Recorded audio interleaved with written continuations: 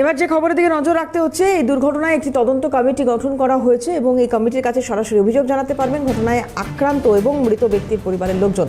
সাধারণ মানুষের কাছে দুর্ঘটনা সংক্রান্ত তথ্য থাকলেও তদন্ত কমিটিকে চিঠি দিয়ে জানাতে পারবেন তারা। উত্তর পূর্ব রেলের তরফ থেকে এই সিদ্ধান্ত নেওয়া হয়েছে। অভিরূপা হাজরা আমাদের প্রতিনিধি রয়েছেন, কথা বলবো অভিরূপার সঙ্গে। অভিরূপা, একটু জানবো তোমার কাছ থেকে বিষয়টি সম্পর্কে।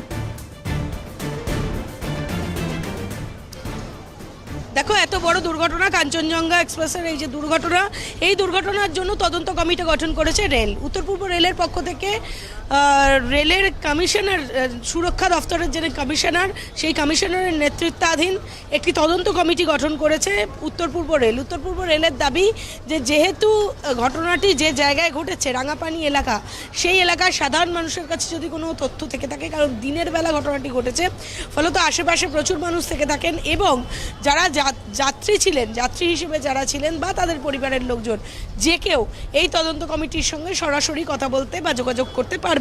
এবং তার সাথেও তাছাড়াও যদি কেউ নিজের পরিচয় গোপন করে কোনো তথ্য দিতে চায়, তাহলে সেই তথ্য তিনি চিঠির মাধ্যমে এই তদন্ত কমিটির কাছে জমা দিতে পারবেন, এমনটাই উত্তর পূর্ব রেলের পক্ষ থেকে জানানো হয়েছে। এই তদন্ত কমিটি গঠন করা হয়েছে, যারা তদন্ত করবেন 7 দিন ধরে, এবং 7 দিন পর তারা একটু রিপোর্ট রেলকে জানাবেন কি কারণে ঘটনা ঘটলো। যে দুর্ঘটনা ঘটেছে বলে আপেক্ষিক অর্থে দেখা যাচ্ছে, অর্থাৎ কাঞ্চনজঙ্ঘা এক্সপ্রেসের পেছন দিক থেকে একটি গুডস ট্রেন অর্থাৎ মালগাড়ি যখন ধাক্কা মারলো, সেখানে কোথায় সমস্যা ছিল? সেখানে সিগন্যালিংয়ের সমস্যা ছিল মালগাড়ির ড্রাইভারের, নাকি কাঞ্চনজঙ্ঘা এক্সপ্রেস কোনো ধীর গতিতে চলছিল, বা কার কোথায় কোন সমস্যা ছিল? এই সমস্ত সমস্যার সমাধান করতেই এই তদন্ত কমিটি গঠন করেছে উত্তর পূর্ব রেল। উত্তর পূর্ব রেলের পক্ষ থেকে জানানো হচ্ছে যে একাধিক অভিযোগ আসছে এবং সেই অভিযোগগুলো সবটাই তারা গ্রহণ করেছেন।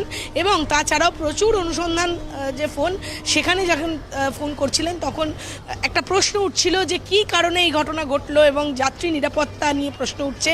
সেই কারণেই এই তদন্ত কমিটি গঠন করা হয়েছে। এই তদন্ত কমিটিকে সময়সীমা বেঁধে দেওয়া হয়েছে। সেই সময়সীমা অনুযায়ী তারা কাজ করবেন এবং রিপোর্ট জমা দেবেন নির্দিষ্ট দফতরে, এবং তারপরই রেল দফতর এই পুরো বিষয়টাই তদন্ত করে দেখবেন। সুতরাং এই এখন এই তদন্ত কমিটিতে কারা আছেন অভিরূপা? তদন্ত কমিটিতে কতজন মেম্বার বা কারা আছেন?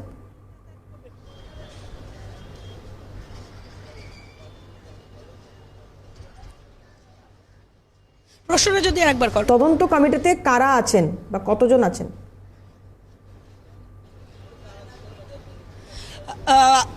এই তদন্ত কমিটির একেবারে সিনিয়র মোস্ট থাকবেন উত্তর পূর্ব রেলের যিনি নিরাপত্তা দফতরের যিনি কমিশনার, সেই কমিশনারের নেতৃত্বাধীন এই কমিটি তৈরি হবে।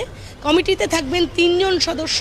এই 3 জন সদস্য রিপোর্ট জমা দেবেন। প্রিলিমিনারি রিপোর্ট তাদের 7 দিনের মধ্যে জমা দিতে হবে।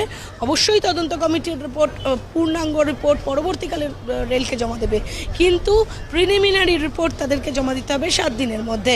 এবং সবথেকে বড় বিষয়, এই তদন্ত কমিটির রিপোর্টের পরই পরবর্তী সিদ্ধান্ত নেবে উত্তর পূর্ব রেল, এমনটাই উত্তর পূর্ব রেল সূত্রের খবর। ধন্যবাদ অভিরূপা। কথা বলছিলাম, অভিরূপা হাজরা ছিলেন সরাসরি।